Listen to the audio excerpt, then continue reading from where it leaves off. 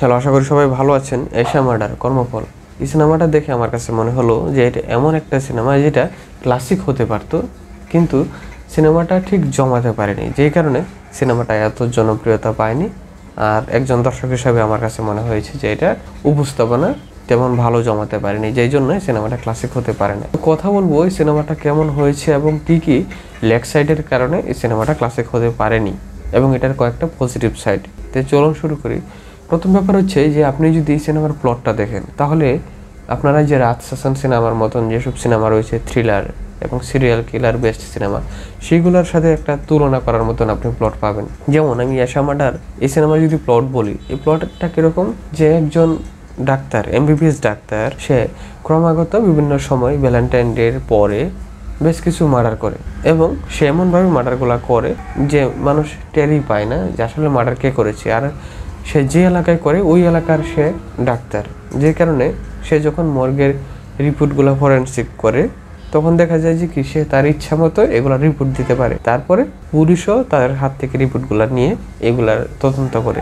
তো সেই হিসাবে তাকে ধরার কোনো ওইরকম চান্সে থাকার কথা না। তার মানে তাকে যদি ধরতে হয় তাহলে পুলিশের যেরকম পারফরমেন্স দিতে হবে, স্ক্রিপ্ট সেই রকম দুর্দান্ত হতে হবে। যেমন রাজ শাসন, সেটাতে যে ম্যাজিক দেখায় তাকে ধরাটা কিন্তু পুলিশের জন্য খুব টাফ ব্যাপার ছিল। এখানেও যে প্লটটা, সে প্লট অনুযায়ী পুলিশের 12টা বেজে যাওয়ার কথা এই মার্ডারকে চিনতে এবং ধরতে, কিন্তু তাদের স্ক্রিপ্ট দেখে মনে হয়েছে যে মার্ডারার যে সিরিয়াল কিলার তাকে ধরতে হবে, সেই জন্য তারা শেষ পর্যন্ত তাকে ধরিয়ে ফেলেছে। কিন্তু আসলে আমার কাছে এরকম মনে হয়নি। যেমন আর একটা ব্যাপার হচ্ছে আপনার, যে এখানে মিশা সওদাগর আছে, বাঁধন আছে, এদেরকে যদি আমি দেখি, এখানে লিড ক্যারেক্টার মূলত বাঁধন। মিশা সওদাগরের ক্যারেক্টারটা ওই রকম চরিত্রে প্রভাব ফেলে না, জাস্ট দেখিয়েছে সে সিরিয়াল কিলারের বাবা যে একজন পরকীয়া করে। আর অন্যদিকে এশা যেই বাড়িতে থাকতো সেই বাড়িতে তার অন্য একজন প্রতিবেশী ভাড়াটিয়া হচ্ছে শতাব্দী অদূত, তার ক্যারেক্টার ওই রকম কোনো প্রভাব ফেলে না এই সিনেমাতে। তো বলছি যে এই যে ক্যারেক্টারগুলো, সেগুলোর আসলে উপস্থাপনা খুবই নর্মাল হয়েছে। তাদের উপস্থাপনা যদি আরেকটু ভালো করতে পারতো, সিনেমার সাথে রিলেট করতে পারতো যে না এইভাবে এরা জড়িত, তাহলে একটা কথা ছিল। এখন আরেকটা বিষয় হচ্ছে যে যারা বা যে লোক সিরিয়াল কিলারের কাজ করে বা সিরিয়াল কিলিং করে, তারা কিন্তু একটা সাইন রেখে যায় যে আমি ওইভাবে কাজ করব, ওইভাবে মার্ডার করব। যেমন আপনি রাজ শাসনের কথা বললে ওইখানে কিছু সাইন রেখে যায়। আবার এই ধরনের আরও সিনেমা রয়েছে যেগুলোতে কি বিভিন্ন ধরনের সাইন থাকে যে আমি এইভাবে মার্ডার করছি, ওইভাবে মার্ডার করছি। আবার যেমন ধরেন অনুরাগ কাশ্যপের রোমান রাঘব 2.0, এটাতেও কিন্তু নওয়াজুদ্দিন একজন সিরিয়াল কিলার এবং তার কিছু সাইন রয়েছে মার্ডার করার। রোমান রাঘব ছাড়াও যদি বাংলা সিনেমার কথা বলি, 22 শ্রাবণের মধ্যে একজন কিন্তু সিরিয়াল কিলারের গল্প, তো তারও কিন্তু একটা সাইন রয়েছে, সেই বিভিন্নভাবে মার্ডার করছে বিভিন্ন শহরে। মূলত ব্যাপার হচ্ছে সিরিয়াল কিলাররা বিভিন্ন সাইন রেখে যাবে, এটা স্বাভাবিক, কিন্তু তার এখানে মার্ডার করার কোনো সাইন নেই।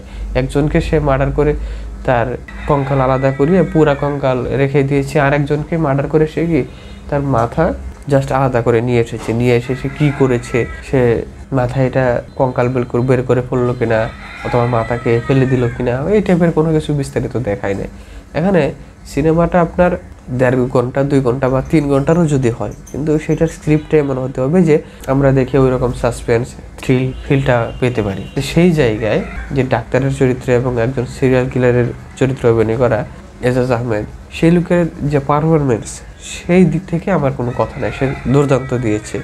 বাঁধন তার জায়গা থেকে দুর্দান্ত দিয়েছে। মূলত এরা দুজন লিড ক্যারেক্টার, আর এশা তো আছেই। কিন্তু ব্যাপার হচ্ছে যে একজন সিরিয়াল কিলার যে ডাক্তার এবং খুবই চালাক, তাকে কিভাবে পুলিশে বা ডিবির লোকেরা তদন্তে ফেলবে, তদন্তের মধ্যে কোনো ফাঁক ফোকরের মধ্যে সে ডাক্তারকে নিয়ে এসে তারপরে তাকে অ্যারেস্ট করুক বা মার্ডার করুক, যাই করুক, যে কোনো একটা কিছু করতে পারতো। কিন্তু স্ক্রিপ্ট অনুযায়ী কি সেটা দেখে মনে হয়েছে না বাঁধন ওই রকম চালু না। তার উপরে আরেকটা জিনিস খুবই লেম যেটা মনে হয়েছে, শেষের দিকে যখন আমরা ক্লাইম্যাক্স দেখি, ক্লাইম্যাক্স কিন্তু যে কোনো সিনেমাতে খুব গুরুত্বপূর্ণ।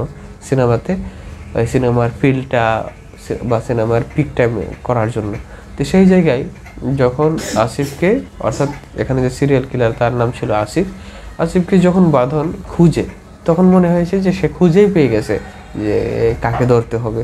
আবার যখন সে তাকে ধরতে গেল, সে কী করলো, সে বাঁধনকে দেখে উল্টো নিজেই পানির ট্যাঙ্কি থেকে বেরিয়ে এসে বাঁধনকে ইঞ্জেকশন দিয়ে তাকে অজ্ঞান করে ফেললো। সেই অজ্ঞান অবস্থায় বাঁধনকে যখন এই সিরিয়াল কিলারে তার একটা রুমে নিয়ে যায়, সেখানে সে কি করে, সে হঠাৎ করে লাফ দিয়ে উঠে সে সিরিয়াল কিলারকে মারা শুরু করে এবং কি লাস্ট পর্যন্ত মার্ডারই করে ফেলে। এই যে কথা, একজনকে যখন এইরকম অজ্ঞান করার ইঞ্জেকশন দেওয়া হবে, সে কিভাবে একদম এক লাফে উঠে আরেকজন সিরিয়াল কিলারকে ফাইটিং করে মেরে ফেলবে, এই ধরনের কাজগুলো কি খুবই লেম হয়েছে। না হয় আপনি যদি প্লটটা দেখেন তাহলে দেখবেন যে একজন বুদ্ধিমান ডাক্তার, সে সিরিয়াল কিলার, এবং তাকে খুঁজতে যখন পুলিশে আসতেছে, তারা কিন্তু বেশ কিছু কয়েকটা ক্লু তৈরি করার চেষ্টা করেছে বা করেছে, বের করার চেষ্টা করেছে কয়েকটা ক্লু, কিন্তু সেগুলো আসলে কোনো কাজের হয় না। তো সেই জায়গায় আরও ভালো ক্লু তৈরি করে, আরও ভালো স্ক্রিপ্ট তৈরি করে যদি এই সিরিয়াল কিলারকে ধরার কোনো ওয়ে তারা দেখাতো, তাহলে বলতাম যে এই সিনেমাটা কি এই ঈদে যেসব সিনেমা মুক্তি পেয়েছিল তার মধ্যে থেকেও গল্পের দিক থেকে আরও ভালো থ্রিলার সিনেমা, আরও ভালো সাইকো সিনেমা হতে পারতো, এবং এটা রাজশাসনের মতন একটা ক্লাসিক থ্রিলারের মতন সিনেমা হতে পারতো। কিন্তু প্লট ভালো, গল্প ভালো, কিন্তু স্ক্রিন প্লে দুর্বল, এবং এতই দুর্বল যেটা ঠিক জমে নাই। আর না জমার কারণে একটা ক্লাসিক সিনেমা হতে পারতো। এরকম একটা সিনেমা দর্শক হিসেবে আমার কাছে খুবই দুর্বল বা বাজে সিনেমা মনে হয়েছে, জাস্ট উপস্থাপনার কারণে, স্ক্রিন প্লের কারণে। এছাড়া ব্যাকগ্রাউন্ড মিউজিক এগুলা ঠিকঠাকই ছিল। আপনারা ঈদে মুক্তিপ্রাপ্ত চক্কর 302 সিনেমাটা দেখতে পারেন, খুব ভালো একটা থ্রিলার সিনেমা। ওই চক্কর 302 এর চাইতে আরো ভালো সিনেমা হতে পারতো যদি স্ক্রিন প্লেটা তারা আর একটু ভালো করে লিখতে পারতো। এই ছিল কথা। আর যারা এই সিনেমা দেখে ফেলেছেন তাদের কেমন লাগলো জানান, আর যারা এখনো দেখেননি তারা ওটিটি প্ল্যাটফর্ম বিঞ্জে গিয়ে দেখতে পারেন। সিনেমাটা রিলিজ দেওয়া হয়েছে বিঞ্জে। আর সিনেমা নিয়ে নতুন নতুন তথ্য পেতে, আপডেট পেতে এবং রিভিউ পেতে আমাদের সাথেই থাকুন। আজকে তাহলে এ পর্যন্তই, সবাইকে ধন্যবাদ।